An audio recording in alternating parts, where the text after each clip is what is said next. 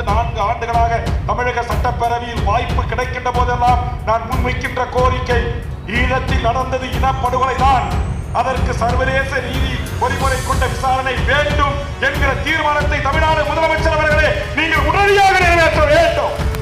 நடைபெற்ற மே 18 முள்ளிவாய்க்கால் நினைவேந்தல் கூட்டத்திலே சொன்னேன், மாண்புமிகு அண்ணன் தளபதி அவர்களே, இதை நீங்கள் உங்கள் ஆட்சி காலத்தில் செய்ய வேண்டும் என்று சொன்னேன்.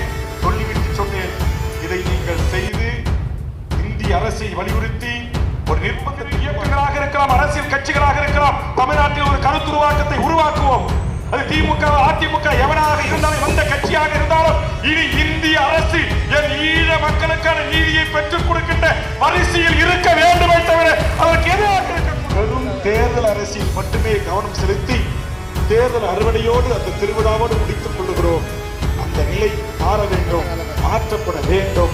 அதற்காக தமிழக வாழ்வுரிமை கட்சி எந்த தியாகத்தையும் செய்வதற்கு தயாராக இருக்கிறது. தேவைப்பட்டால் பிரதமர் அரசியல் கட்சி எங்களை சுயமரியாதையோடு தன்மானத்தோடு நடத்தி எங்களுக்கு கூடிய அங்கீகாரத்தை தந்தால் தேர்தல் அரசியலில் போட்டியிடுவதை குறித்து நாங்கள் பரிசீலனை செய்வோம் என்பதுதான் நான் கட்சி தொடங்கிய காலத்தில் சொன்ன வாசகம். அதை இன்றைக்கும் நான் சொல்லுகிறேன்.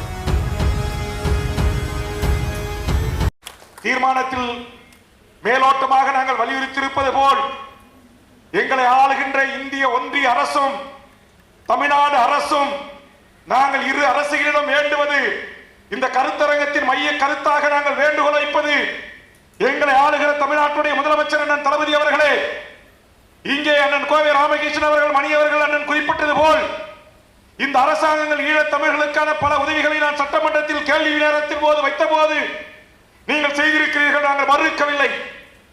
ஆனால் நீங்கள் முதலமைச்சராக இருக்கிற இந்த தருணத்தில் இன்றைக்கு நூற்றுக்கணக்கான இதுவரையில் 90க்கும் மேற்பட்ட உடல்கள் எலும்பு கூடுகளாக காட்சியளிக்கிறன. கட்டி அணைத்த குழந்தை, பால் குடித்த குழந்தை, பள்ளிக்கு செல்கின்ற கைப்பை, அவர்கள் அணிந்து சென்ற செருப்புகள் எல்லாம் எச்சங்களாக சாட்சிகளாக இன்றைக்கு காட்சியளிக்கின்றன. ஏதும் செய்யாத, குற்றம் செய்யாத, ஏதையும் அறிந்திராத அப்பாவி பச்சிள குழந்தைகள், கற்பனை தாய்கள் என்று நீங்கள் நூற்றுக்கணக்கில் பிடித்து கொலை செய்து கொன்று புதைத்த கொடூரத்தை இந்த ராணுவ வீரர்களை வாக்குமூலமாக தந்து இன்றைக்கு ஒரு தமிழன், ஒரு நீதிபதியாக இருந்த இளஞ்செழியன் இந்த வழக்கை எடுத்து விசாரித்து இந்த குற்றவாளி கூண்டிலே நிறுத்தி அவர்களுக்குரிய தண்டனையை தந்திருக்கிறார்கள். அதற்கு பிறகு அவருக்கு அந்த அதிகாரம் பறிக்கப்பட்டது. இந்த வழக்கை அவர் தொடரக்கூடாது என்று சிங்கள நீதி அரசர்கள் அவருக்கு உத்தரவிட்டார்கள். அவர்கள் மாற்றம் செய்யப்பட்டார்கள். ஆனால் ஒரே ஒரு துளி கிடைத்ததன் அடிப்படையில் இத்தனை எலும்புக்கூடுகள் காட்சிப்படுத்தப்படுகிறது என்று சொன்னால், சிங்கள அரசு 2009 மே 18 வரை எத்தனை ஆயிரம் மக்களை கொண்டார்கள். அண்ணன் சூசை, புலித்தேவன் அண்ணன், அதுபோன்ற நடேசன், அண்ணன் புயல், எத்தனையோ விடுதலை புலிகளின் அரசியல் துறை பொறுப்பாளர்கள் தமிழ்நாட்டில் இருக்கிற முக்கிய தலைவர்களோடு தொடர்பு கொண்டு பேசிய போது சனம் செத்து கிடக்கிறது, கொத்து கொத்தாய் செத்து கிடக்கிறது. ஒரு உடலின் மீதுதான் கால் வைத்து நாங்கள் கடக்க வேண்டியிருக்கிறது. யார் ஒருவரும் தப்பித்து ஓட வேண்டும் என்று சொன்னால் ஆயிரக்கணக்கான உடல்கள் மீதுதான் ஏறி செல்கிறோம். குற்றுயிரும் குலூருமாக கால் இழந்து, கையிழந்து, மண்டை உடைந்து, இருதயம் கிழிந்து, தொப்புள் கொடி உறவுகள், தொப்புள்கள் வெளியே வந்து, குடல்கள் வெளியே கண்டு, மூளை சிதறி கிடந்த காட்சிகள் எல்லாம் கூட இங்கே ஒளித்திரைக்கு பின்னால் காட்டப்பட்டிருக்கின்றன. இனக்கொலை படுகொலை பதாகைகளிலே வைக்கப்பட்டிருக்கின்றன. இவ்வளவு பெரிய அநியாயத்தை, அக்கிரமத்தை சிங்கள பௌத்த பேரினவாத அரசு செய்த போது தாய் தமிழ்நாட்டில் வாழ்கின்ற 7 கோடி தமிழ் மக்களாகிய நாம் சலனமற்று இருக்கிறோம். இந்த பிரச்சனை வெளியிட்டு வருகின்ற போது வீதிக்கு வருகிறோம், போராடுகிறோம், ஆர்ப்பாட்டம் செய்கிறோம், உண்ணாவிரதம் இருக்கிறோம், கருத்தரங்குகள் நடத்துகிறோம். அதோடு நாம் மறந்து நாம் வேலையை பார்க்க சென்று விடுகிறோம். ஆனால் ஈழத்து தாய்மார்கள் 16 ஆண்டுகளை கடந்தும் தங்கள் பிள்ளை செல்வங்களுடைய புகைப்படங்களை வைத்துக் கொண்டு ஐநாவுக்கும் உலக நாடுகளுக்கும் பறந்து சென்று எங்களுக்கான நீதியை தாருங்கள் என்று கோருகிறார்கள். காணாமல் ஆக்கப்பட்டவர்களுக்கு என்று ஒரு கூட்டமைப்பை உருவாக்கி எங்கள் பெண் தாய்மார்கள், தங்கைகள் அந்த மண்ணில் எங்கே என் பிள்ளை, எங்கே என் மகன், எங்கே என் கணவர், எங்கே என் மகள் என்று கேட்கிறார்கள். உலக சமூகம் பதில் சொல்லவில்லை. அதனால்தான் தாயகத்தில் இருக்கிற 7 கோடி மக்களை கொண்ட ஒரு பெருத்த நிலப்பரப்பில் வாழ்கிற நாம் அந்த மக்களுக்கு 16 ஆண்டு காலமாகியும் ஒரு குறைந்தபட்சம் நடந்தேறிய படுகொலைக்கு, இனப்படுகொலைக்கு ஒரு சர்வதேச நீதி பொறிமுறையை கூட பெற்றுக் கொடுக்க முடியாமல் நாம் அவலத்தில் இருக்கிறோம். நம்மால் முடியாதா? முடியும். எப்படி முடியும்? நம்ம ஆளுகின்ற தமிழக அரசு, இந்த தமிழ்நாடு அரசும் இந்திய ஒன்றிய அரசும் நினைத்தால், புவிசார்ந்த அரசியலில் மிகப்பெரிய செல்வாக்காக இருக்கிற இந்திய ஒன்றியம் நினைத்தால் ஐக்கிய நாடுகள் சபையின் ஊடாக ஈழத்தில் நடந்தது இனப்படுகொலை தான் என்று நம்முடைய நாடாளுமன்றத்தில் ஏகமனதாக தீர்மானம் நிறைவேற்றி, நம்முடைய நாடாளுமன்ற உறுப்பினர்கள் புதுவை உட்பட 40 நாடாளுமன்ற உறுப்பினர்களின் அழுத்தத்தின் ஊடாக ஒன்றிய அரசுக்குரிய அழுத்தத்தை தந்து நிச்சயம் ஐக்கிய நாடுகள் சபையிலே இப்படி ஒரு தீர்மானத்தை கொண்டு வந்து சர்வதேச நீதிமன்றத்தில் இலங்கை அதிபர்களை நிறுத்த முடியும், இனப்படுகொலையாளர்களை நிறுத்த முடியும், அவனுக்குரிய தண்டனையை பெற்றுத்தர முடியும். ஆனால் தமிழ் சமூகம் அதற்கான முன்னெடுப்பை, இங்கே அண்ணன் கொளத்தூர் மணி அவர்கள் சொன்னது போல் தமிழ் ஈழ விடுதலையை ஆதரிக்கின்ற அரசியல் கட்சிகளில் அவர் சொன்னார், இதையெல்லாம் ஆதரித்து போராடுகிற இயக்கங்களாக நாங்கள் இருக்கிறோம். நீங்கள் இயக்கங்களாக இருக்கிறீர்கள், நாங்கள் சிறிய அரசியல் கட்சிகளாக இருக்கிறோம். நாங்கள் அரசியல் கட்சியாக இருக்கிறோம். எங்களிடத்தில் 40 எம்பிக்கள் இல்ல, நூற்றுக்கணக்கான எம்எல்ஏக்கள் இல்ல, ஆட்சி அதிகாரம் எங்கள் கைகளில் இல்ல. ஆனால் நாங்கள் ஆதரித்து நின்றிருக்கிற தமிழ்நாட்டின் முதலமைச்சர் நான் தளபதி ஸ்டாலின் அவர்களே, உங்களிடத்தில் இன்றைக்கு 39 நாடாளுமன்ற உறுப்பினர்கள் இருக்கிறார்கள். புதுவை உட்பட தமிழர்கள் 40 பேர் இருக்கிறோம். 18 மக்களவை உறுப்பினர் இருக்கிறோம். தமிழ்நாட்டுடைய தனிப்பாரும் பெருமையோடு ஆட்சி நடத்துகின்றீர்கள். அண்ணனும் அவர்களும் இந்த தீர்மானமும் சொன்னது போல் மாண்புமிகு தமிழ்நாடு அரசுக்கும் தமிழக முதலமைச்சருக்கும் தொடர்ந்து 4 ஆண்டுகளாக தமிழக சட்டப்பேரவையில் வாய்ப்பு கிடைக்கின்ற போதெல்லாம் நான் முன்வைக்கின்ற கோரிக்கை, ஈழத்தில் நடந்தது இனப்படுகொலை தான், அதற்கு சர்வதேச நீதி பொறிமுறை கொண்ட விசாரணை வேண்டும் என்கிற தீர்மானத்தை தமிழ்நாடு முதலமைச்சர் அவர்களே நீங்கள் உடனடியாக நிறைவேற்ற வேண்டும். தீர்வு நமது தமிழீழ மண்ணிலும் புலம்பெயர்ந்து எம் ஈழ உறவுகளிடமும் ஒரு பொது வாக்கெடுப்பை நடத்தி சுதந்திர தமிழீழ தேசத்தில் எம் ஈழ உறவுகள் சுதந்திரமாக வாழ்வதற்கான வாய்ப்பை உருவாக்கி தாருங்கள் என்கிற தீர்மானத்தையும் நீங்கள் நிறைவேற்ற வேண்டும். இது ஏதோ இந்த கருத்தரங்கத்தின் ஊடாக மட்டும் நான் சொல்லவில்லை, தொடர்ந்து 4 ஆண்டுகளாக சொல்லி வருகிறேன். செஞ்சியில் நடைபெற்ற மே 18 முள்ளிவாய்க்கால் நினைவேந்தல் கூட்டத்திலே சொன்னேன், மாண்புமிகு அண்ணன் தளபதி அவர்களே, இதை நீங்கள் உங்கள் ஆட்சி காலத்தில் செய்ய வேண்டும் என்று சொன்னேன். சொல்லிவிட்டு சொன்னேன், இதை நீங்கள் செய்து இந்திய அரசை வலியுறுத்தி ஒரு நிர்பந்தத்தை உருவாக்குங்க. அது திமுகவோ அதிமுகவோ இதற்கு ஒரு நடவடிக்கை எடுக்கவில்லை என்று சொன்னால் ஒன்றிய பாரதிய ஜனதா அரசோடும் அல்லது காங்கிரஸ் அரசோடும் தமிழ்நாட்டில் இருக்கிற அரசியல் கட்சிகள், தமிழ்நாட்டின் ஆட்சி அதிகாரத்தை கைப்பற்ற வருகின்ற அரசியல் கட்சிகள் ஒட்டும் இல்லை, உறவும் இல்லை, உங்களை உள்ளே அனுமதிக்க மாட்டோம் என்கிற ஒற்றை அறிவிப்பை பெரிய கட்சிகள் நீங்கள் செய்யுங்கள். நான் அண்ணன் மணி அவர்களையும், அண்ணன் கோவை ராமகிருஷ்ணன் அவர்களையும், தியாக அவர்களையும், தோழர் மகேந்திரன் போன்றவர்களையும் நான் கைகூப்பி வேண்டுவது ஒன்றுதான். நாம் சிறு இயக்கங்களாக இருக்கலாம், அரசியல் கட்சிகளாக இருக்கலாம், தமிழ்நாட்டில் ஒரு கருத்துருவாக்கத்தை உருவாக்குவோம். அது திமுக அதிமுக எவனாக இருந்தாலும், எந்த கட்சியாக இருந்தாலும், இனி இந்திய அரசு என் ஈழ மக்களுக்கான நீதியை பெற்றுக் கொடுக்கின்ற வரிசையில் இருக்க வேண்டுமே தவிர அதற்கு எதிராக இருக்கக்கூடாது.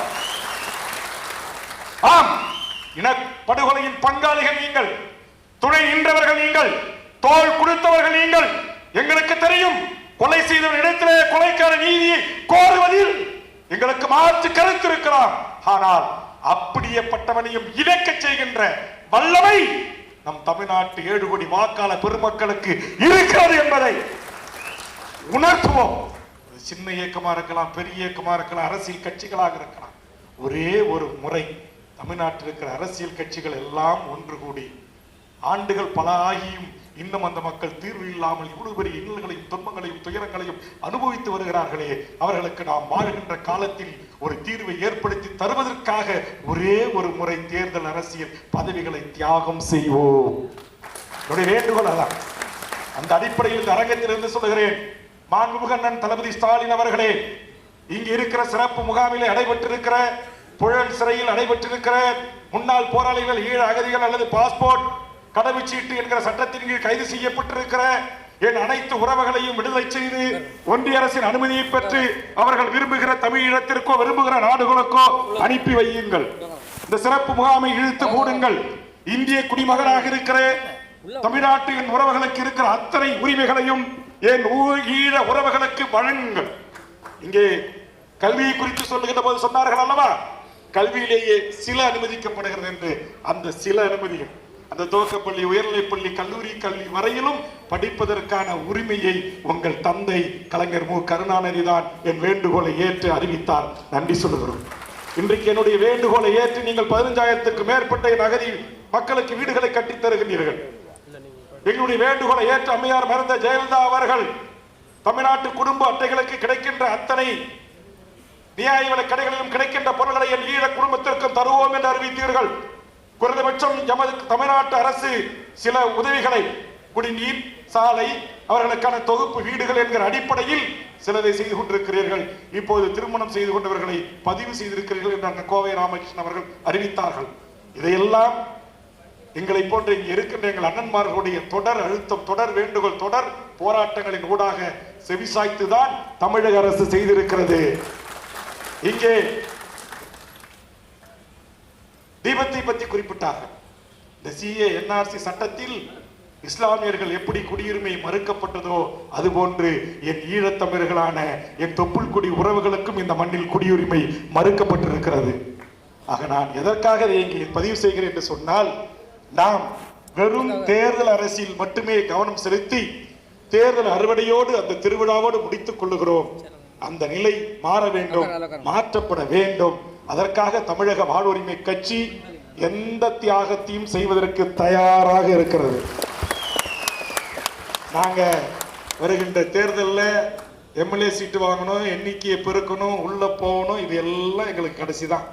நான் கட்சியினுடைய ஒவ்வொரு செயற்குழு பொதுக்குழுவையும் சொல்வேன், 90% நாம் மக்களுக்கான, மண்ணுக்கான, ஈழ விடுதலைக்கான, இனத்திற்கான, தமிழர் வாழ்வுரிமைக்கான, தமிழக வேலை தமிழருக்கான கோவை ராமகிருஷ்ணன் அவர்கள் பட்டியலிட்டார்கள் அல்லவா, எத்தனை உரிமைகள் இந்த மண்ணில் நம்மிடமிருந்து வடவர்களால் பறிக்கப்பட்டிருக்கிறது என்பதை. ஆக இவற்றையெல்லாம் வென்றெடுப்பதற்கான அரசியல் செய்வோம். வாய்ப்பு இருந்தால், தேவைப்பட்டால் ஒரு அரசியல் கட்சி எங்களை சுயமரியாதோடு தன்மானத்தோடு நடத்தி எங்களுக்கு கூறிய அங்கீகாரத்தை தந்தால் தேர்தல் அரசியலில் போட்டியிடுவதை குறித்து நாங்கள் பரிசீலனை செய்வோம் என்பதுதான் நான் கட்சி தொடங்கிய காலத்தில் சொன்ன வாசகம். அதை இன்றைக்கும் நான் சொல்லுகிறேன்.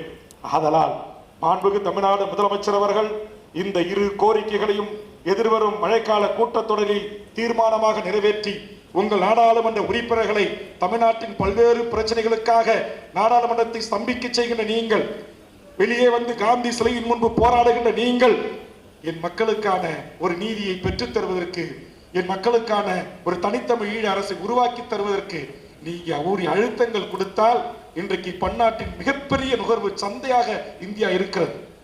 நாம் கொண்டு வருகின்ற ஐநாவின் ஊடாக நாம் கொண்டு வருகிற அந்த தீர்மானத்தை நிச்சயம் இந்தியா நினைத்தால் நீங்கள் உங்கள் அதிகாரத்தை பயன்படுத்தி உங்கள் நட்பு நாடுகளை கன்வின்ஸ் செய்து நிச்சயமாக இலங்கைக்கு எதிராக தீர்ப்பளிப்பதற்கு, வாக்களிப்பதற்கு, நீங்கள் அந்த சட்டத்தை நிறைவேற்றுவதற்கு வாய்ப்பு இருக்கிறது.